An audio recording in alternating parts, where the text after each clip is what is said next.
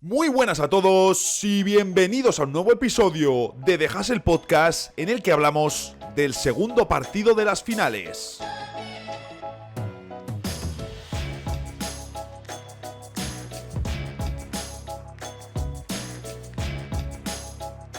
Estoy grabando el lunes por la mañana y el fin de semana ha sido complicado, vamos a decir, pero las finales de la NBA aparecen para quitarle a uno todos sus problemas, para entretenernos, divertirnos y durante el tiempo del partido, o en mi caso y en el de varios de vosotros que también hacéis podcast, hacéis YouTube o similares, durante el tiempo de crear contenido.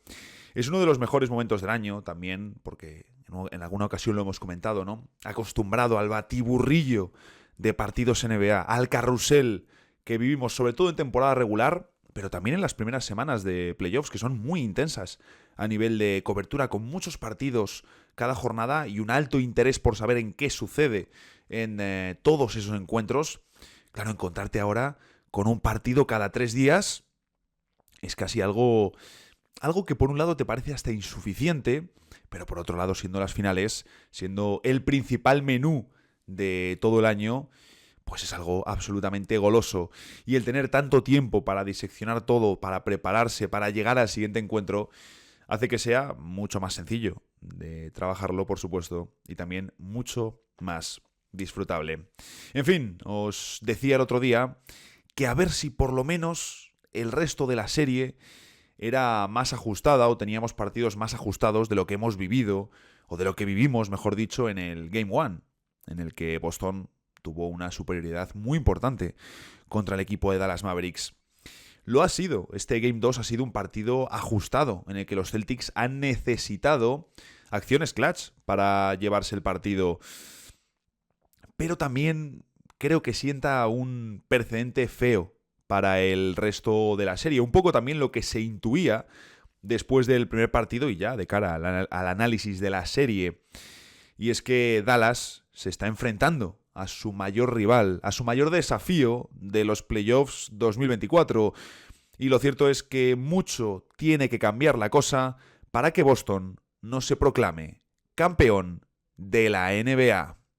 Bienvenidos a The Hustle Podcast.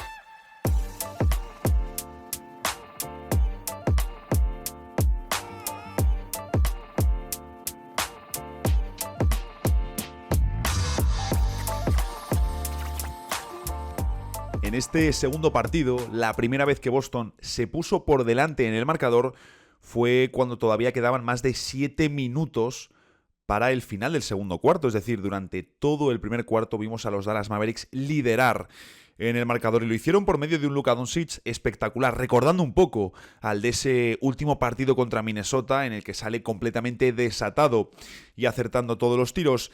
Pero sí que es cierto que aquí la sensación era distinta. Luka estaba espectacular, pero la sensación colectiva no era la misma y Boston estaba fallando muchísimo. Como os digo, se pone Boston por delante por primera vez en el encuentro con el 36-35. 36-35, se me ha quedado ahí un poco extraña la pronunciación. En ese momento, Porzingis es el máximo anotador de unos Celtics en el que estamos viendo una anotación muy repartida y, como digo, con muchos fallos en el equipo. Porzingis, 10 puntos en ese momento desde el banquillo, que la verdad es que el tipo, en el primer partido, porque sí que fue mucho más destacado, mucho más visual sus puntos, pero es que en este partido, esos 10 puntos, yo me he dado cuenta después, al revisar las estadísticas, después de haber visto el partido, decir, ostras, que llevaba 10 puntos en ese momento, ni me había dado cuenta. Pues bien, como os digo, 10 puntos para el letón, pero es que los verdes estaban con un 2 de 12 en triples llegado en ese momento, 17% de acierto. Dallas estaba en un 3 de 8, que es mejor, por supuesto, tirando menos, siguiendo la receta de lo que es... tirando menos en comparación con Boston, claro, iba a decir, siguiendo la receta de lo que es este equipo de los Celtics de tirar muchísimo de 3. Claro, es cierto que estabas con un 3 de 8, es decir, tampoco nada impresionante, pero Luka estaba ya en 20 puntos. Y aún así, con todo eso, los Celtics se ponen por delante. Destaco sobre todo el que fuesen por delante o el que se pudiesen poner por delante, llevando un 2 de 12 en triples. Como siempre me he apuntado varias cosas, me he ido haciendo mis anotaciones del partido, pero en esta ocasión he marcado unos cuantos puntos antes que quiero comentar y ya nos metemos con algunas de las cositas que me he dejado por fuera. Lo primero de lo que quiero hablar es de la actuación de Jrue Holiday. Doy por hecho a Luka Doncic, el partido que ha hecho, estando lesionado, estando tocado. Sabemos que horas antes del partido incluso se le marca como cuestionable para el encuentro que está jugando tocado. Y te deja el partido que te deja Luka Doncic. Él solo contra la defensa de los Celtics, que es una auténtica trituradora, y él mismo ha elogiado la defensa de los verdes después del partido. Pero más allá de Luka, que ya le damos por hecho y no deberíamos, hay un pase, lo quiero sacar luego para redes, pasa que me tengo que ir a una cosa importante después de esto. De hecho, no sé si voy a poder subir el episodio antes de irme o lo tendré que subir al mediodía, pero luego quiero ver si puedo compartir, quiero hacer una serie de cosas, entre ellas montar un vídeo para YouTube esta noche si me da tiempo. Y una de las cosas que quiero hacer es sacar una de las asistencias de Luka, que es una asistencia que le da a PJ Washington, me la ha apuntado creo en el último cuarto, un pase que PJ no se espera y que, bueno, que es de estas cosas que normalizas con Luka Doncic. En fin, como os decía, la actuación de Jrue Holiday, absolutamente impresionante, y una actuación de esas que dices, para esto trajeron los Celtics a Jrue Holiday, destrozando en la pintura a los Dallas Mavericks con acciones muy simples. 26 puntos para Jrue con 17 en la primera parte, sin pérdidas por segundo partido seguido. Es cierto que Jaylen Brown y Tatum tienen una carga enorme, o un volumen enorme de balón, de minutos, de posesiones, de penetraciones, y que luego podemos ver pérdidas en ambos. Pero tener a Jrue Holiday, un jugador que está tantos minutos en cancha, que tiene tanto balón, que también toma tantas decisiones y que casi siempre te ofrece una seguridad tan alta, es un lujo y justo lo que necesitaban los Celtics. Además, añadiendo 11 rebotes, buenas decisiones en ataque, enorme, por supuesto, en defensa con acciones clutch y también de estas intangibles que no se reflejan en el box score, por ejemplo, en el robo final de Derrick White, que luego vemos un triple de Jrue Holiday en esa misma acción. Aunque ese robo le computa a Derrick White, todo viene por la presión, primero por ese roce de balón de Jrue Holiday que está a punto de recuperar la pelota, y luego la pérdida llega también por el trabajo de Jrue Holiday, que, como digo, recibe segundos después y mete un triple muy importante para la victoria. En fin, que la versión de Holiday en estos Boston Celtics es la que desea tener Estados Unidos en los juegos. Al final es un jugador, como digo, que te sirve de conector entre las estrellas, que deja un trabajo defensivo impresionante y que en días como hoy se erige como una figura clave en la anotación por hacer tareas que otras estrellas u otros jugadores que han sido All-Stars no estarían dispuestos a hacer. Le vemos situarse en el dunker spot, le vemos cortar sin balón cuando Tatum y Brown son quienes manejan la pelota, sobre todo Tatum. Bueno, en fin, hoy la pronunciación desde luego no está siendo mi fuerte. Lo dicho, partidazo espectacular de Jrue Holiday. Por supuesto, en comparación en Boston, tiene más minutos y más tiros de lo que va a tener con Estados Unidos, pero es precisamente lo que en el Team USA quieren de Jrue Holiday. Luego la defensa de Boston. Hablaba de ese robo de White, provocado también por Jrue Holiday y ese triple decisivo. Pero más decisivo, si cabe todavía, es la acción a falta de 1 minuto 50 segundos, más o menos. Es a falta de 1 minuto cuando vemos un tapón de Derrick Jones Jr. a Jason Tatum. Sale al contraataque Dallas Mavericks y entre Derrick White y Jaylen Brown se comen a PJ Washington. En ese momento quedaban 50 segundos y un 98-103 para Boston. ¿Y si hubiese sido un 2+1 de PJ Washington, que hubiese podido finalizar el mate fuerte y sacar la falta con el contacto? Ostras, pues se hubiese puesto el partido muy apretado. Lo mismo luego lo ganaba Boston, o lo ganaba Dallas, no sabemos. Pero la realidad es que entre White y Jaylen se comieron a PJ Washington para dejar media victoria sentenciada a favor de Boston Celtics. En general, seguimos viendo un trabajo defensivo muy bueno de los Celtics, que por supuesto, si en un partido como hoy se sostienen, a pesar de sus problemas con el triple, es porque la defensa ha estado ahí. Y por supuesto estamos viendo a un Luka Doncic jugando al llanero solitario. Pero no porque él quiera, la verdad, porque al final entre la estrategia de Boston, que busca limitar su playmaking, aunque hoy ha sido una historia muy distinta a la del primer partido, y por supuesto el mal rendimiento de Kyrie Irving, lo que hacen estos dos factores es aumentar la diferencia entre Luka y el resto del equipo, algo que es, por supuesto, genial y fantástico para los Boston Celtics. Fijaros, en la primera parte, que es cuando mejor vemos a Luka Doncic a nivel individual en términos de anotación, de jugar él contra los Celtics, se marcha Boston por delante 54-51. En ese primer tiempo, Luka termina con 23 puntos y un 70% en tiros de campo. El resto de Dallas con 28 puntos y un 12 de 30 en tiros de campo, un 40% de acierto. Aún así, fijaros, porque Luka se responsabiliza a sí mismo. Dice, mis pérdidas y mis tiros libres nos costaron el partido. Tengo que ser mejor en estas dos categorías. A ver, razón tiene, porque ha tenido varias situaciones, sobre todo con varios tiros libres iniciales, que en un partido tan ajustado detalles muy pequeños hacen grandes diferencias. Pero claro, es que antes que mirar a Luka Doncic, tenemos que mirar, uno, a Kyrie Irving, que necesitan algo de él. Siempre que levanto así el dedo, la cámara me guarda eso ahí, nada, en fin, para los que lo estáis viendo en YouTube. Como digo, necesitan más de Kyrie Irving, que ha tenido dos partidos muy malos, muy desaparecido y muy poco acertado. Segundo, levantar el acierto en triples. Es algo obligatorio para Dallas fuera de Luka Doncic. Y tercero, conectar de nuevo con las ventajas de tamaño, que lo hemos visto un poquito más en este partido, tampoco siendo una cosa loca, pero hemos visto, por ejemplo, a Daniel Gafford con un par de buenos posteos contra Tatum al iniciar la segunda parte. ¿Qué ocurre? Que este es un recurso, yo entiendo, que tampoco van a desgastarlo de todos los ataques, van a pasar por Daniel Gafford porque está emparejado con Tatum. No vas a hacer eso. Es lo que comentábamos de Boston. Pone a Jaylen Brown como primer defensor de Luka, que creo que está haciendo dentro de lo que es Luka Doncic un buen trabajo.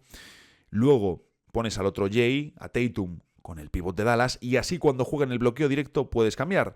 Vale, pues ¿qué hace Dallas? Pues buscar a Gafford en el poste. Bien, por ejemplo, como os digo, al inicio de la segunda parte vemos un par de posteos que terminan en canasta, pero es que no puedes estar jugando eso todo el partido. No lo vas a jugar, pero sí que debería Dallas tratar de explotar más esas ventajas de altura que tienen sus jugadores, sobre todo si quedan emparejados con aleros de Boston. Que también vimos en el primer partido como Jaylen Brown irrumpía en medio de una alley-oop, creo que iba a ser para Derek Lively, y rompe la acción. Pero es que Dallas tiene que reconectar con sus ventajas. Por ejemplo, vemos en una situación, apunté el cuarto, pero no recuerdo ahora si es el tercero o en el cuarto, que vemos un buen bloqueo directo central de Luka Doncic para asistir a Derek Lively. Ese es el tipo de acciones que necesitan también los Mavs para meterle más presión a los Celtics fuera de Luka Doncic, para que anoten otros jugadores y también para poder luego liberar más al propio Luka. ¿Qué ocurre? Que lo estamos viendo con cuentagotas. Estas tres acciones son de las muy poquitas que hemos visto con protagonismo de los jugadores de Dallas con tamaño, con atletismo, finalizando cerca del aro o por encima del aro en buenas acciones colectivas, que esto siempre hay que destacarlo. Y por supuesto esto es mérito de la defensa de Boston. La cuestión es si lo podrán explotar mejor o de más manera para el próximo encuentro. Bueno, deberían trabajarlo, pero evidentemente lo que más necesita Dallas, lo que más necesitan, aparte de que Luka se mantenga en este nivel, que yo prácticamente lo doy por hecho, necesitan, de nuevo, que Kyrie Irving aparezca. Si Kyrie Irving no aparece, no hay opciones para Dallas en esta serie. Y esto no es de repente inventar el fuego. Es lógico y obvio que si estamos enfrentando a dos equipos que uno tiene, a priori y en teoría se hablaba de la mejor pareja, y el otro tiene el mejor equipo colectivo, pues obviamente el equipo que tiene la mejor pareja, pero que no tiene un colectivo tan potente, va a necesitar que sus dos estrellas estén a un nivel absolutamente impresionante, prácticamente rozando la perfección. Luka está a un nivel muy elevado en este inicio de serie, muy elevado en estos dos primeros partidos de las finales, un poco lo que esperábamos de Luka Doncic. Sin embargo, Kyrie Irving sí que se está quedando muy corto para lo que necesitan los Mavericks. Por supuesto, un factor a vigilar de cara al siguiente partido será la lesión de Kristaps Porzingis. Como digo, un factor importante, pero visto lo visto, ¿cómo serían las finales sin Kristaps? Me generaría curiosidad. Si quitases a Porzingis, se igualase la contienda y apareciese Kyrie Irving, lo mismo tendríamos unas finales más disputadas. Por su parte, Mazzulla se ha mostrado cero preocupado tras el partido por la lesión de Porzingis. Simplemente ha dicho que está bien. Y el propio Porzingis ha dicho que se siente bien y que revisarán su pierna mañana.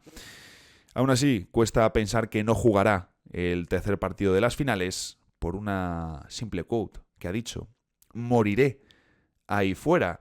Y además, por supuesto, cuenta con un par de días de descanso por el medio hasta el próximo partido. En fin, lo de Porzingis importante porque sí que hemos visto en ese tramo final de partido cómo hay un momento en el que se está viendo que no llega bien, que no está llegando sobre todo en defensa a acciones en las que él suele llegar, y hay un momento en el que Dallas anota, pide tiempo muerto Mazzulla y automáticamente Porzingis es sustituido. Claro que está, por otro lado, ante la gran oportunidad, ¿no?, de su carrera, después de tantos traspasos, de tantos problemas, de tantas lesiones. Un jugador que ya se va acercando a los 30 años, tiene la posibilidad de conseguir el primer título de su carrera, que para esto vino precisamente a los Boston Celtics. Así que, como dice Porzingis, morirá ahí fuera. Cosas que también me he apuntado. Además del bajo acierto, esto ya os digo, lo que me he apuntado durante el partido, sin ver estadísticas, sin leer nada, sin ver absolutamente nada de nadie, porque estaba ahí en modo aislado viendo el partido. Además de un bajo acierto con el triple, hemos visto pérdidas fácilmente evitables de Boston, sobre todo al principio del partido, porque es cierto que luego al final la batalla de las pérdidas la han terminado ganando los Celtics, con un 10-15 en contra de Dallas Mavericks, pero en el inicio del partido, en un inicio muy floppy, con muchos problemas de Boston, con muchos fallos, es como que todo el equipo entra en ese mood, la defensa sigue estando, que esa es la constante, pero en ataque vemos más pérdidas, siguen fallando los triples y les cuesta un poco salir de ese mood. Luego estamos viendo que Boston mantiene esa especie de 2 contra 1 que le hacen a Luka Doncic, que llega en función de quién defienda en el bloqueo directo. Y aquí lo que vemos es que con Al Horford están haciendo cambios en los bloqueos, pero que con Kristaps Porzingis están defendiendo en drop.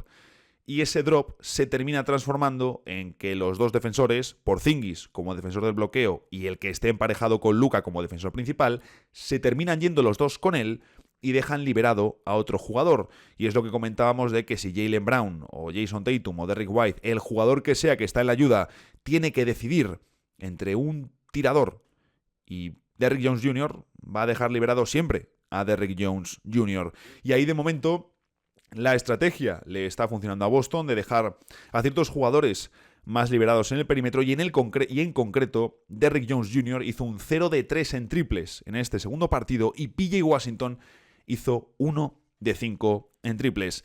Si a eso le sumamos que tu alero desde el banquillo viene a ser Josh Green, que están haciendo la misma estrategia con él y que está dando los mismos resultados, ostras, tienes un problema ahí. En fin, Dallas necesita acierto exterior de sus jugadores y si Boston sigue flotando, que es lo que van a seguir haciendo hasta que la tendencia cambie en Dallas, necesitan que Jones y Washington metan los tiros.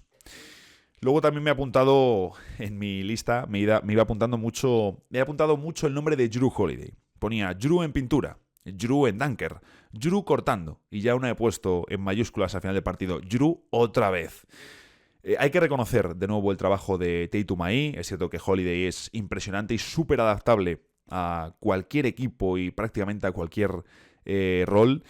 Hemos visto muchas críticas lógicas por sus fallos a Jason Tatum en este partido, que no ha tenido su mejor encuentro, pero incluso sin hacer un buen partido en la anotación, tomando malas decisiones con la selección de tiro, viendo fallos inusuales en Tatum y también alguna pérdida. Lo cierto es que a nivel defensivo, a nivel también de generación para los demás, ha hecho un partido muy bueno y también es importante que si tú eres una estrella de la NBA sepas influir en el partido de otras maneras si tu anotación no funciona. Y eso con Tatum lo hemos visto. Y otra vez en general, Boston Celtics brillando en el clutch. A ver si para el próximo partido me apunto algunos datitos de Boston en el clutch, o para el evento de Dominos. Puede ser una buena situación de los Celtics, de su rendimiento en los minutos finales de partido, donde se han destapado durante toda la temporada como el equipo más dominante, y en playoffs han continuado en esa línea. En fin, que cuesta mucho ver a Dallas levantando esto. Esa es la realidad. Y como digo, necesitan ya a Kyrie Irving en las finales. La serie vuelve a Texas para el partido decisivo y os recuerdo que lo comentaremos este próximo jueves en directo en la grabación de NBA House. Nos veremos por allí, pero antes tendremos el episodio correspondiente al tercer partido aquí en The Hustle Podcast. Por el medio, mucha información relacionada a equipos que quieren subir y moverse en el draft y supuestos intereses en jugadores. Es algo que vamos a escuchar mucho, lógicamente, durante los próximos días, como el teórico interés de Chicago Bulls por Matas Buzelis, además de resolver si Dan Harley será o no el nuevo entrenador de Los Ángeles Lakers. En teoría se tiene que resolver este mismo lunes. Comentaremos estos detalles en la sección de noticias. Y mientras tanto, ya sabéis, a seguir disfrutando de las finales, y nos vemos el jueves en el evento de Dominos y Gigantes y en el próximo episodio de The Hustle Podcast.